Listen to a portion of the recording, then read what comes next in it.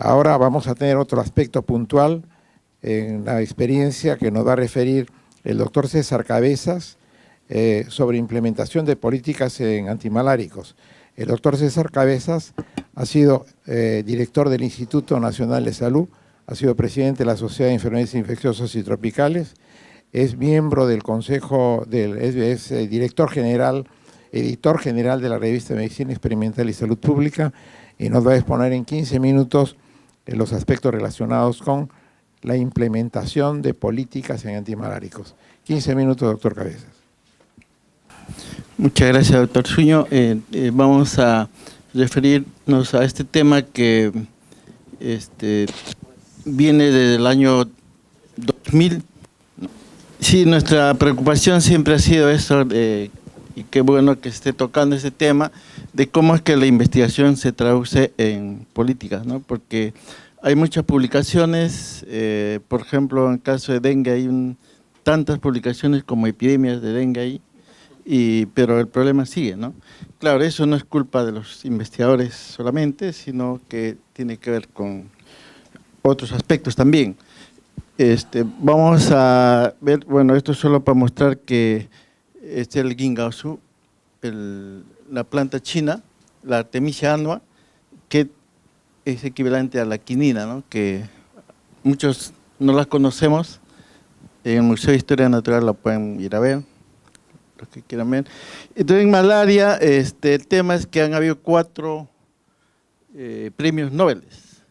El que descubrió el parásito, el que descubrió cómo se transmite, el que descubrió el DDT, y esta chinita no es Yu, es Tu Yu, que es el premio Nobel del 2015, hay un error ahí, y su aporte ha sido pues aislar el principio activo de esta planta que se usa como un antimalárico. Y este es un ejemplo que quería destacar. ¿Cuántas publicaciones creen que tiene esta chinita? Tiene una publicación y es premio Nobel. Y hay otros que tienen cientos de publicaciones y no han contribuido mucho. La malaria es un problema mundial, lamentablemente zonas tropicales donde la pobreza también es un problema. Y miren este problema, ¿no? En Venezuela, 1.776% de incremento, o sea, han habido el año pasado 406.000. Eso es solo para decirles de que esto es un problema reemergente y está cerca a nosotros, ¿no? Y Angelina Jolie estaba en Lima ayer y vemos, y es un tema de la migración. Entonces ese problema está tan cerca como cuando hubo el fenómeno del Niño. Esto es un mapa del Perú del año 57, donde prácticamente en valles interandinos, Amazonía y costa había el problema. Siempre hemos tenido casos de malaria, se ha ido reduciendo, pero siempre hemos mantenido el tema. Y actualmente, en realidad, la malaria está circunscrita a la Amazonía, ¿no? Y en el caso del Falciparum a Loreto, pero siempre sigue siendo un problema, ¿no? Todos los años tenemos casos. Sin embargo, en la costa ya no tenemos casos de malaria, y cuando uno usa monoterapia, usualmente va a aparecer la resistencia, y eso ocurrió en el mundo. Cuando se empezó a usar cloroquina apareció la resistencia, y eso tuvo que llegar también a América, y empezó en el año 60 en Brasil, y eso se fue extendiendo. Entonces era importante monitorear la resistencia, sobre todo de Plasmodium falciparum, de modo que el año 96, el año 94, el Ministerio de Salud hacía un monitoreo basado en la evolución clínica, ¿no? Que si le dabas el tratamiento, seguía con fiebre, si seguía la parasitemia, probablemente era una resistencia, pero no teníamos la evidencia científica que eso era así, solamente era una observación clínica. De modo que el año 96 se elabora un protocolo para áreas de alta transmisión, y el año 98 un protocolo para áreas de mediana y baja transmisión, como es el caso de Perú. Esto lo planteó la OMS, la OPS lo adoptó y se incorporó en el Perú.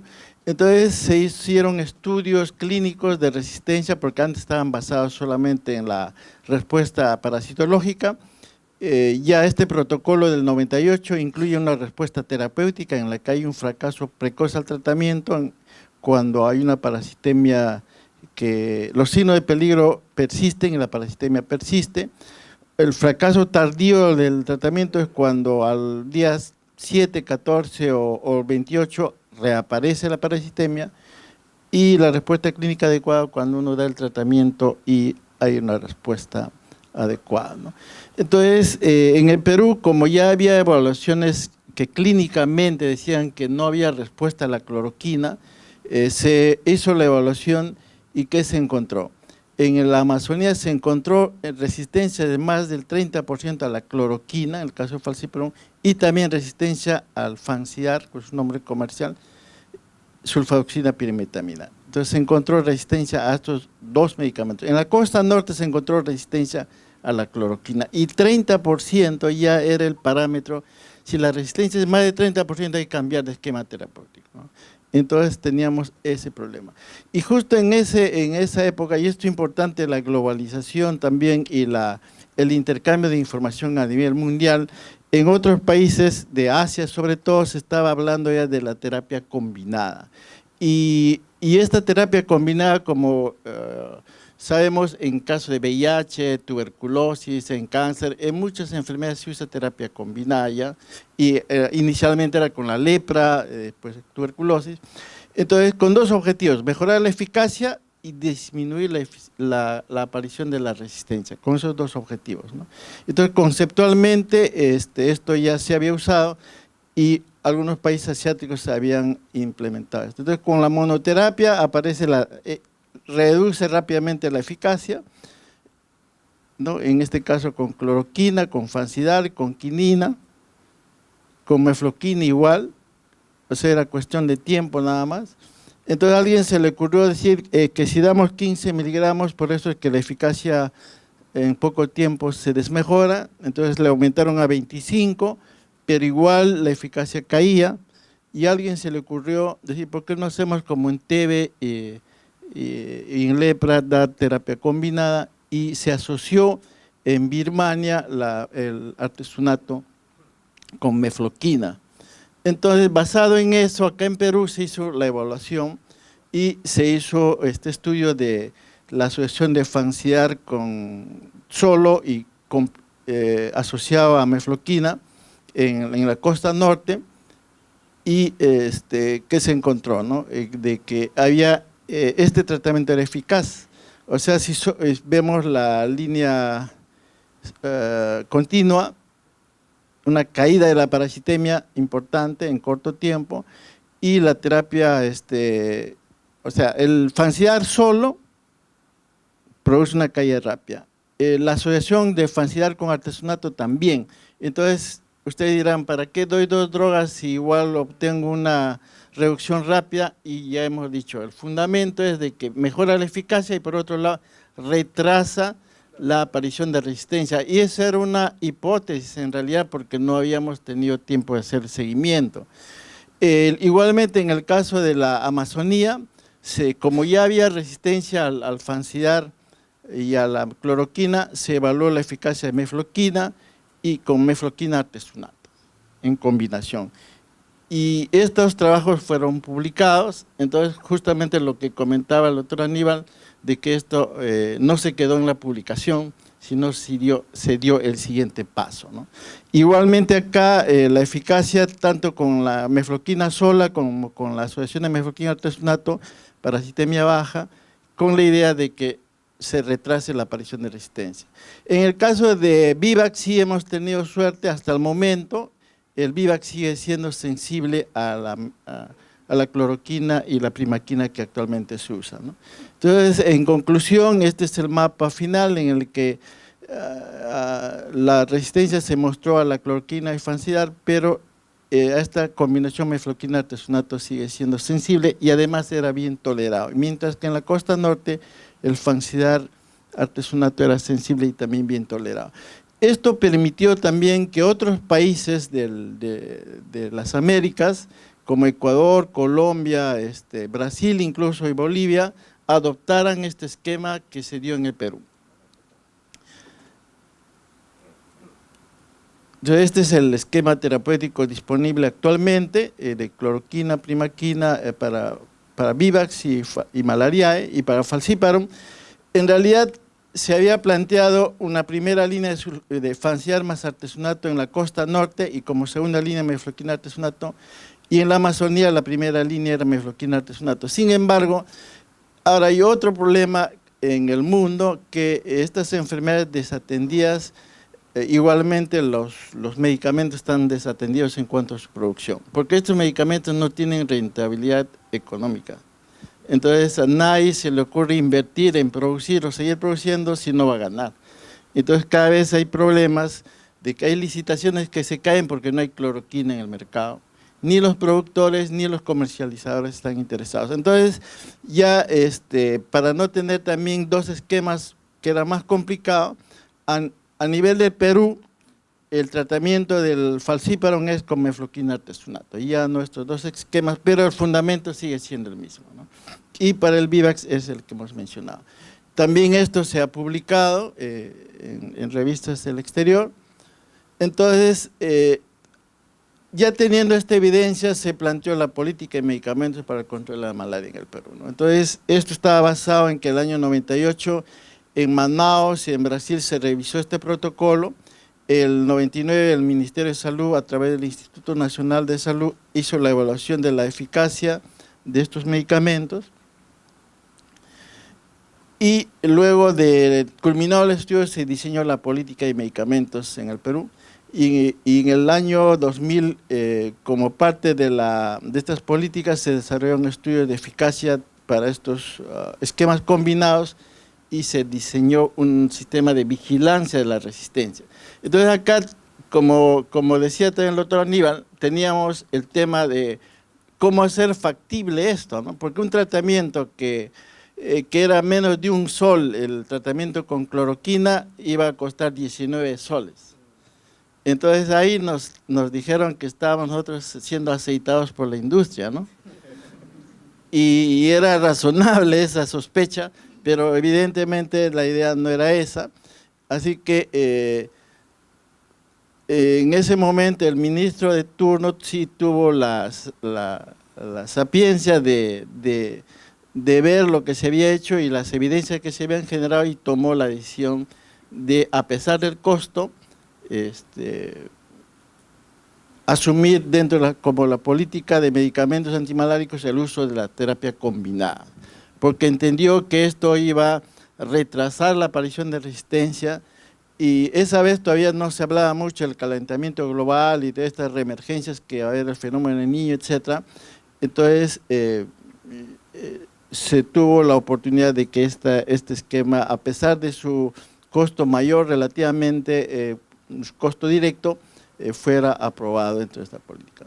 Entonces, entre los acuerdos principales de esta política fue la de incorporar la terapia combinada a los esquemas del programa de malaria, con la finalidad de retardar el resurgimiento de la resistencia, y se consideraron esquemas diferenciados según área geográfica, pero como hemos mencionado, por la disponibilidad de medicamentos ahora se ha uniformizado eso, ¿no? Por otro lado, se ha considerado que podrían haber cambios de estos esquemas basados en evidencias. Eso era parte de la política. O sea, nadie se le podía ocurrir de que viene la industria farmacéutica con un medicamento nuevo y diga, este es mejor que el otro, y hago una conferencia con expertos en Hotel 5 Estrellas, los convenzo a los médicos para que cambien de esquema. Eso no podía ocurrir, porque en la política estaba mencionándose y estaba aprobado de que todo cambio del esquema debiera basarse en una evidencia. Eso significa un estudio, un ensayo como se había hecho en el año 99-2000. Entonces, esta es una síntesis de lo que se hizo. Entre el 92 y el 97 en realidad habían estudios de corte que más eran observaciones clínicas. Se hicieron los estudios ya con el protocolo estándar, se definió la política en este periodo y se estableció un sistema de vigilancia, ¿no? Y esto increíblemente está vigente hasta el 2018. Hasta el momento este esquema de terapia combinada mefloquina artesonato sigue siendo el que usa el Ministerio de Salud para el falciparum, y la cloroquina y primaquina sigue siendo para el Vivax. Y ¿Qué consecuencia ha tenido esta definición de políticas? Como hemos visto en un mapa anterior, el AMI, que es una iniciativa de lucha contra la malaria de la OPS, dio 10 millones de dólares para hacer lo mismo en los otros países de las Américas, porque los mosquitos no tienen fronteras. Entonces se empezó con Ecuador, con Bolivia, con Colombia, luego con Brasil, y eso fue también un aporte que derivó de esta definición de políticas acá en Perú. En el número actual de la revista ustedes verán de que hay un artículo que el autor principal es el doctor Salomón Durán, que creo que es un reconocimiento que quiero hacer de él, porque creo que es el que más sabe de terapia antimalárica en nuestro país, y él ahora, para suerte nuestra, trabaja para el Instituto Nacional de Salud en Iquitos, y lo que se plantea en esta publicación es que hay que buscar tratamientos que sean muy simples y que la adherencia sea alta para poder tentar la eliminación de una enfermedad, en este caso de la malaria, ¿no? Y acá tenemos diferentes esquemas según los periodos, al comienzo monoterapia, después ya terapia combinada, y cuál ha sido el impacto de esto en el caso de Piura y Tumbes, ¿no? Entonces, Loreto siempre hemos tenido casos y seguimos teniendo casos, sin embargo en Piura y en Tumbes esto se ha reducido de manera importante, ¿no? Y esto coincide con que se ha incluido en la primera línea de tratamiento del falciparum esta asociación, esta droga la sulfadoxina pirimetamina. Después también hubo algo que no he mencionado, de que había el tratamiento de la malaria por Vivax, era por 14 días la primaquina, y había un problema de adherencia, ¿no?, para eliminar los hipnozoitos. Entonces, eso se redujo también a través de un estudio a 7 días, se daba el doble de la dosis, pero en 7 días se mejoró la adherencia, y eso también ha contribuido a que haya una mejor adherencia en el caso del Vivax, ¿no? 3 minutos, doctor. Ok. Bueno, esto para mostrar de que la introducción del FANCIAR ha hecho de que en el caso de Piura, por ejemplo, esto coincide con el fenómeno del niño, y esto muestra que una terapia bastante simple como el dar este medicamento en una sola dosis reducía drásticamente el número de casos de falciparum. En este artículo lo que se pretende decir es que un tratamiento simple mejora la adherencia. Obviamente tiene que haber una sensibilidad del parásito para cumplir con este propósito, y si pensamos en la eliminación de la malaria, en este caso necesitamos esquemas terapéuticos que sean simples y con alta adherencia. Por otro lado, también es importante pensar en el diagnóstico. Actualmente en el INS se está desarrollando una prueba que es un PCR en tiempo real, que es un multiplex que permite diagnosticar al mismo tiempo dengue, zika, chikungunya, leptospira y malaria, ¿no? Esto porque en la vida real los pacientes no vienen con un letrero que dice tengo dengue, malaria, chikungunya, vienen con fiebre, y en ese momento hay que tomar una decisión: le doy tratamiento para malaria o para leptospira, para dengue. Eso se está haciendo. En conclusión, en el año 2001 el Perú realizó una rotación de sus esquemas para el tratamiento de la malaria basado en evidencias. Se implementaba este esquema de tratamiento combinado para evitar la aparición de la resistencia. En el Perú se implementaba este sistema de vigilancia. Se ha estado haciendo cada 4 años en realidad estas evaluaciones clínicas para ver, y la última evaluación sigue mostrando que este esquema funciona. Entonces este esquema que se adoptó en el Perú el 2001 sigue vigente, y es necesario continuar con la vigilancia de la resistencia, ¿no?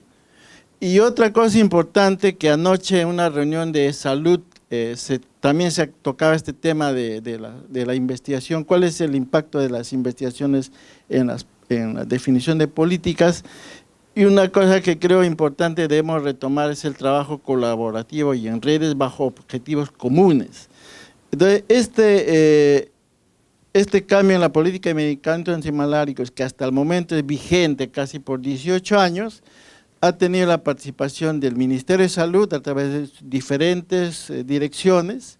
Había un proyecto de por medio, estuvo USAID en el financiamiento, estuvo la Marina Americana también, y acá debiéramos destacar la presencia del doctor Trenton Rubus del CDC, que coincidentemente estaba, más que como NAMBRU, estaba como CDC de Estados Unidos, la OPS-OMS, y cómo es que cuando tenemos y nos planteamos objetivos comunes, sí podemos lograr